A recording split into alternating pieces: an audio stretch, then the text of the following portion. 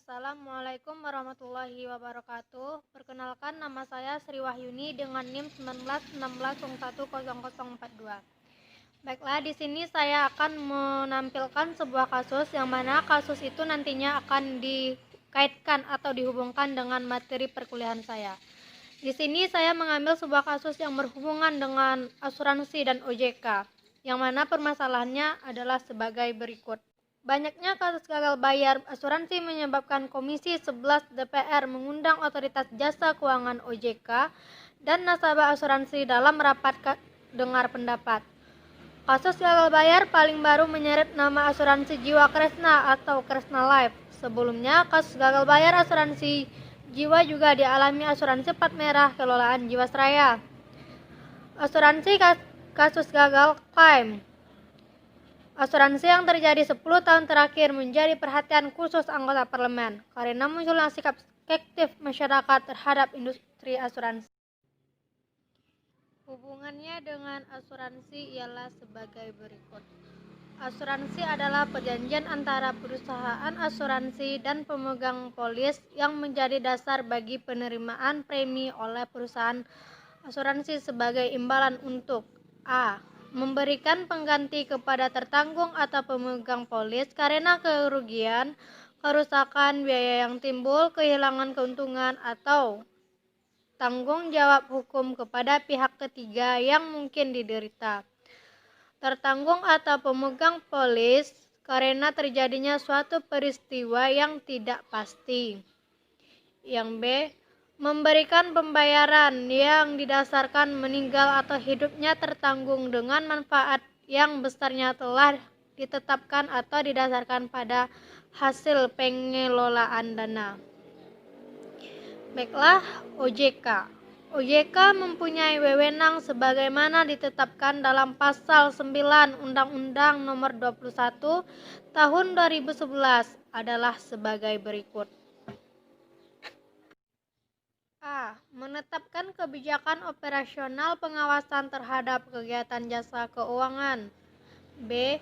mengawasi pelaksanaan tugas pengawasan yang dilaksanakan oleh kepala eksekutif. C. melakukan pengawasan, pemeriksaan, penyelidikan, perlindungan konsumen, dan tindakan lain terhadap lembaga jasa keuangan, pelaku atau penunjang kegiatan jasa keuangan sebagaimana dimaksud dalam peraturan perundang-undang di sektor jasa keuangan. D. memberikan perintah tertulis kepada lembaga jasa keuangan atau pihak tertentu. E. melakukan penunjukan pengelola statuter. F. menetapkan penggunaan pengelola statuter. G. menetapkan sanksi administratif terhadap pihak yang melakukan pelanggaran terhadap peraturan perundang-undangan. H. memberikan atau mencabut izin usaha, izin orang perseorangan, efektifnya persyaratan pendaftaran, surat tanda terdaftar, persetujuan melakukan kegiatan usaha, pengesahan, persetujuan atau penetapan pembubaran, dan penetapan lainnya. Perlindungan konsumen merupakan salah satu konsentrasi yang diterapkan oleh pembentukan OJK. Dengan begitu, pembentukan OJK mempunyai komitmen yang kuat terhadap pengawasan yang dilakukan oleh lembaga yang berwenang. Dimaksudkan untuk perlindungan bagi para pihak yaitu tertanggung dan juga penanggung. Perlindungan kepentingan konsumen dan masyarakat termasuk perlindungan terhadap pelanggaran dan kejahatan di sektor keuangan seperti manipulasi dan berbagai bentuk penggelapan dalam kegiatan jasa keuangan.